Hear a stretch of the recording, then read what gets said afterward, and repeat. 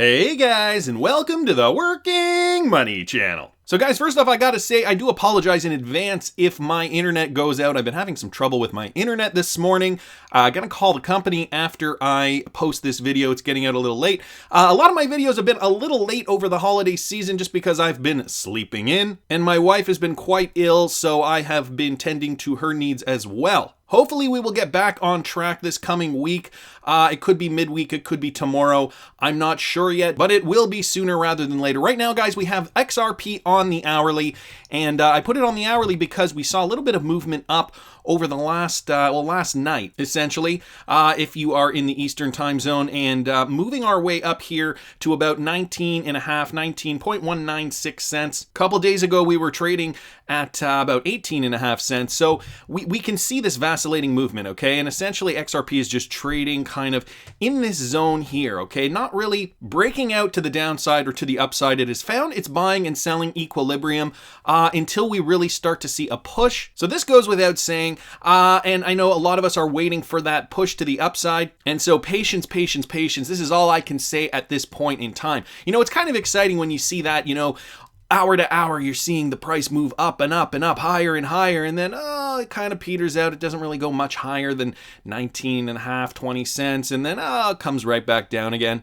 Guys, that's par for the course in this market right now. Not a lot of movement, trading sideways, but I think in 2020 we will see a change with regards to that trend. Guys, I saw this from Darren XRP at Walls78 on Twitter. Posted this article from Sludge Feed, and this has to do with Ripple and their valuation. Ripple is now valued higher than 93% of the stocks in the Nasdaq Composite Index. So this is pretty interesting. Ripple has made headlines last month after it closed the $200 million Series C funding that valued the San Francisco-based startup at $10 billion. So it gives us a little bit of a background on that.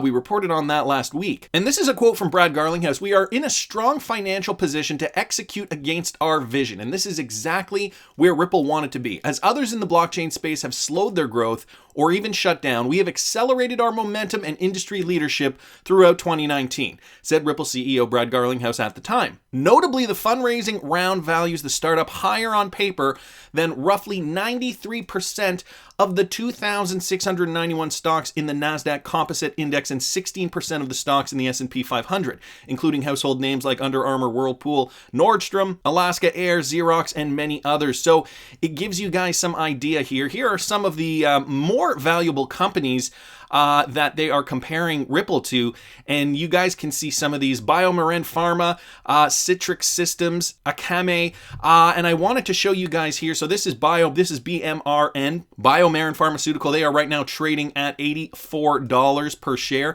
Just to give you guys some perspective of if Ripple did go on the open market, what the share price would start at, okay? Citrix Systems, let's type that in. Let's see if I have internet. It doesn't look like it's going. Okay, this is really annoying. Citrix, okay, yeah, so it goes and then B. From what I remember, Citrix Systems was valued at about $111, but I don't want to just start quoting numbers that I don't know about. Okay, I'm going to try to keep going with this video, and who knows if it'll get uploaded. It will eventually, guys. If I have to, I'll use the data off my phone. So we're, for whatever reason, my internet is being ridiculous today. Let's keep going. Essentially, okay, so I'll fill you in on this. Essentially, these are expensive stocks was the point I'm trying to make here. BioMarin, Citrix, and Akame, all in the kind of $80 to $100 range. And so if we saw Ripple do an IPO and, you and I were always thinking to ourselves, well, if Ripple had a stock, I'd definitely buy some Ripple stock. And I know a lot of XRP detractors are talking about the same thing, even though they don't necessarily like the idea of XRP, for whatever reasons they have, they would certainly buy Ripple stock. And so we've heard this a lot, but just to put things in perspective, guys, if Ripple stock were to come on the market, I think it'd be within that $80 to $100 range right out of the gate. I saw this from XRP Crypto Wolf on Twitter, okay, and this with regards to the IMF and how they've provided the Philippine Central Bank suggestions for the country's cryptocurrency regulations. So IMF is helping the Philippines become an important crypto market. The International Monetary Fund published a 34-page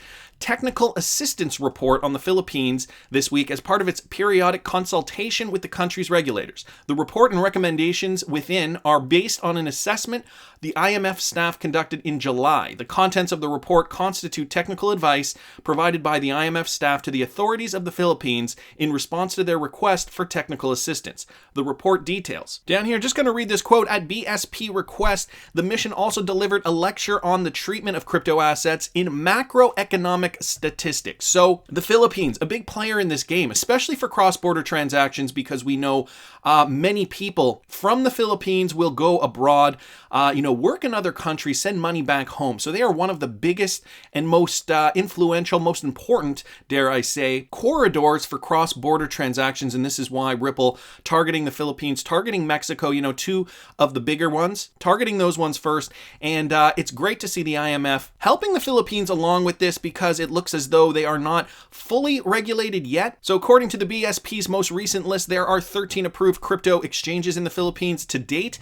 They are Bater, DBA, Coins.ph, which we know is a Ripple partner, Remittance, Bloom Solutions, Virtual Currency, Philippines, eTrans, Remittance International, and then a few others here. Not going to name them all. The IMF report also notes that the mission encourages the BSP to start exploring the possibility of collecting data on these exchanges for macroeconomic analysis, in particular, international financial flows using crypto assets. So this is also going to be a part of this, right, guys? Since this is so new, nobody has done the research because there hasn't been many data points with regards to this yet. And so research is going to be key too. How to maximize flow efficiency and what that could mean in the future for new corridors opening up, so on and so forth. So I thought that was really interesting. Is my internet back yet? No, it doesn't look like it. Let's take a look. No, it doesn't even look like it. All right, just thought I would take a look. And guys, one of my viewers, Carmine Thompson, wanted me to address this, and he said Jungle Inc. already did a video on this. I saw the Jungle Inc. video. Very, very good stuff there. Jungle's got some really interesting things to say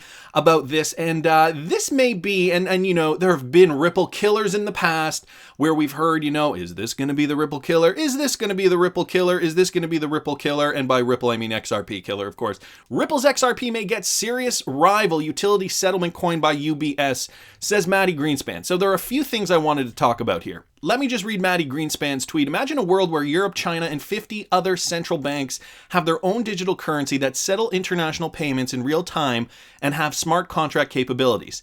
Now try and think of a reason that any bank would prefer to hold non-digital USD in their reserves. Okay, so he starts it off by saying, the world is essentially going digital. And this is an interesting point. I wanted to take this point actually and bring this up to you guys. Now, I don't know if this is the article. My internet was going in and out at this point. I'm just leaving this article up for the time being. But my wife literally told me about this yesterday. The fact that Sweden is now going cashless and virtually nobody uses cash in Sweden anymore. So the fact that that's occurring is actually causing problems because let's say there is a cataclysmic event that occurs and the power grid shuts down like we had on the Eastern Seaboard, the blackout of 2003. I don't know how many of you guys remember that. Power was out for some people only 24 hours, for others multiple days. How would we transact? And so the Swedish government is saying that they are purposely keeping cash in their reserves because what happens in the case of an emergency? And so going back to this, I think as a safety measure, there will always be non-digital USD in the reserves. So just to that point there. And then he tweets here, hot off the press, today's QE newsletter tackles US airstrikes on Iran, right? The idea of XRP as a bridge for CBDs and our new crypto trading masterclass. Okay, right. So CBDs, his tweet about CBDs says that the XRP community misunderstood his point. However, he gives it to them that is why he is sending out a newsletter. Hats go off to the XRP community on Twitter for their persistence. When I sent a tweet yesterday regarding central bank digital currencies, I was actually talking more about the US dollar's reluctance to innovate. What came as a surprise to Mr. Greenspan is that the XRP army believes that all central banks would need a bridge currency, saying that XRP could be the one. And Juggling covered this too, right? The interoperability of RippleNet, using that XRP token as that backbone. And he mentions China and he mentions other countries. And of course, not every single country is going to be on the same system. Also, XRP is so interoperable that it can deal with fiat, it can deal with other cryptos, it can deal with CBDCs. And so this is the point. When people don't get that Ripple has really crossed their T's and dotted their I's. The only thing that could realistically be a rival to Ripple and XRP is another cryptocurrency that is, maybe let's call it a Bitcoin 3.0. Something that is built on XRP's shortcomings and created a better XRP. That doesn't exist because XRP is, I think, fairly close to perfect, and I think that the world is ready to use this coin to do business. They've done their due diligence. They have some of the best minds in the space. And so central bank digital currencies will eventually become a thing in the coming decade. I don't think that they will necessarily replace or be a rival to XRP, but they will definitely complement XRP. It'll make bridging currencies probably a lot easier. And again, everybody's going to be moving at a different pace. Not all countries are going to be at the same mark at the same time. So this is why RippleNet is such a good option for so many countries. And again, Ripple, these are people with a plan. They have thought it out. They know how they're going to roll out. They've had a strategy from day one. I do not doubt that XRP will be that standard for interoperable transactions in the future. And guys, I saw this from Stuart XRP at XRP_Stuart on Twitter. It's been a tremendous year for Ripple, he says, adding that the company will be disclosing more numbers and major announcements in early 2020. That was Brad Garlinghouse last month in December. What do you think the major announcements will be? Well, Stuart XRP, I could speculate all day, but I want to hear what you guys think. Please subscribe to the channel if you haven't already. Like the video if you like the content I'm providing. I always love hearing your comments. Guys, I hope I can upload this video sooner rather than later, but I will always see you in the next one, guys.